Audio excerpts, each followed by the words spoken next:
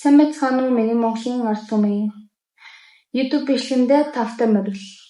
Тийм ээ, би YouTube хийхийг бараг 2016 оноос хойш найзуудтайгаа хийж эхлээд дундуур нь хаяад болоод одоо 2026 болсон байна.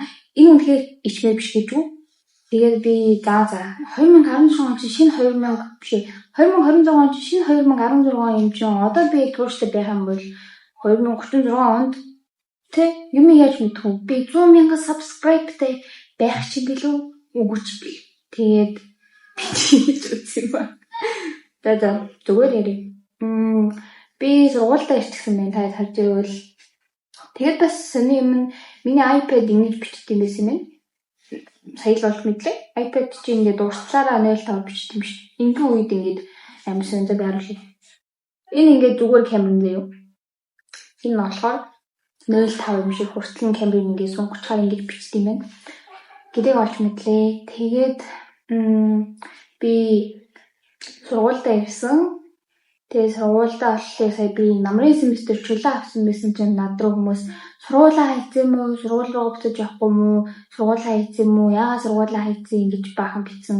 Сургуулаа хаяагүй. Бараг л хаях шахсан. Тэгээд ер нь айгүй олон зүйлд амьдрал тохиолдсон. Анхудаага би ойр дотны хүний алдаж үзлээ. Тэгээд яг хуу хизээч ер нь дасдаггүй юм байна заяа. Хизээч ер нь дасдаггүй. Угаасаа хинж бэлтгэлтэй байх уу? Тэгээд тийм болсны дараа хинж зүгээр байхгүй. Бүхэл бүтэн хүний оршихуй чиний амьдралаас алга болж байгаа учраас энэ чинь амар хэцүү зүйл ахгүй юу? Тийм. Тэгээд би намрын семестр чөлөө авсан. Гэр бүлийнхэн та ойр байсан. Тэгээд одоогоор буцаж ирсэн байна. Тэгээд гэрийнхнээ бас амар яг би ингээд зуны турштэй намрын турш гэрийнхэнтэйгээ байсан мөртлөө одоо ингээд дахиад санаад байна гэж хэлэх нь жоохон муу халтай. Гэхдээ би үнэхээр өөрийгөө гэр төвтэй, гэр амтай хүн юм байна гэдгийг амар мэдэрсэн зүйл. Ер нь л их мэдэрж байгаа. Тийм би ер нь гэр төвтэй, гэр ээж аав, эмээ өвөө төвтэй хүн юм байна. Ах дүүс ер нь л мэдгүй. Миний амьдралд ингээд гэр бүл хамаа байхгүйсэн бол би яг хин юм бэ? Яг юу юм бэ?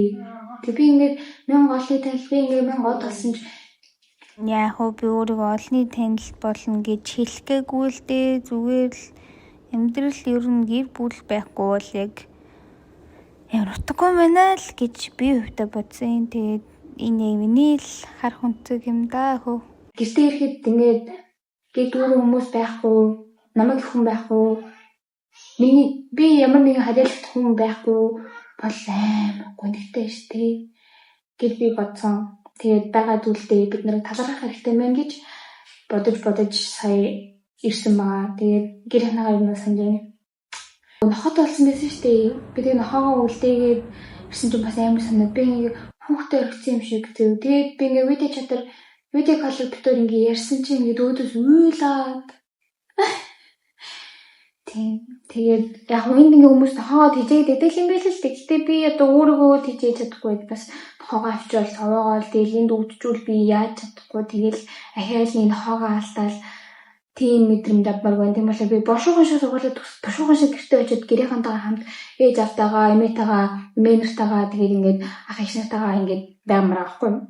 Тийм ээ. Энэ бичлэг болохоор би амар сүртэй дээ ингээд би сургуулаа явлаа, инглээ баа гэл янз бүрийн бичлэг хийж бодсон. Тэгтээ заавал тийм сүртэй эхлэхсгүй гэж бодоод зөвхөн 2026 оны эхлэлийн бичлэг бол миний зүгээр чалчж байгаа бичлэг байх юм байна гэж би шийдэлтүүлээ. Тэг би ингээд өмнө нь камер руу хараад ингээд чалччихдаг гэсэн аахгүй ингээд TikTok хийх юм бол манайхаа ингээд тэгээд одоо хийж чадахгүй би ингээд өөрийгөө ингээд цэнээл. За одоо би энэ дараа ийм үг хэлэх хэвээр тэгвэл гээд байгаа. Тийм болохоор би ер нь YouTube-ыг зүгээр л өөрийнхөө өдрийн нэмэлт шиг амьдрал ямархуу өрнжийн дараа нь ингээд харж дурсаж бичгийн төлөө эхлүүлж ингэж ойлгоо. Тийм тэгээд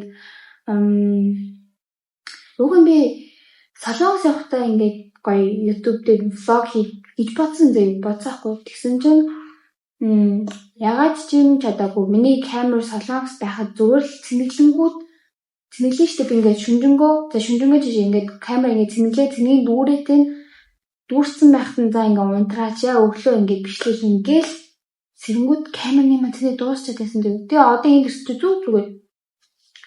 Тэгээд би солонгос дээрээсээ бичлэг хийж чадаагүй. Гэхдээ солонгос надад аимшигтай таашигдсан.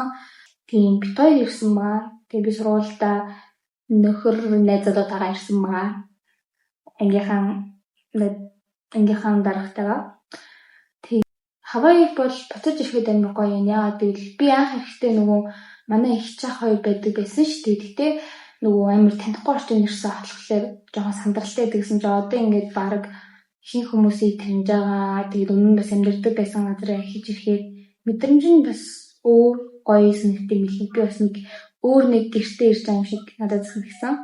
Өөр нэг гоё том автай гэвэл манай бээр тэгээ хайлт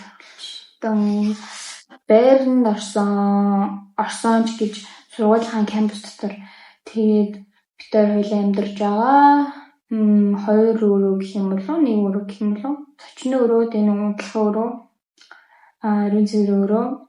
Тэгээд дотроо янз бүрийн угаалгын машин зшинтэй.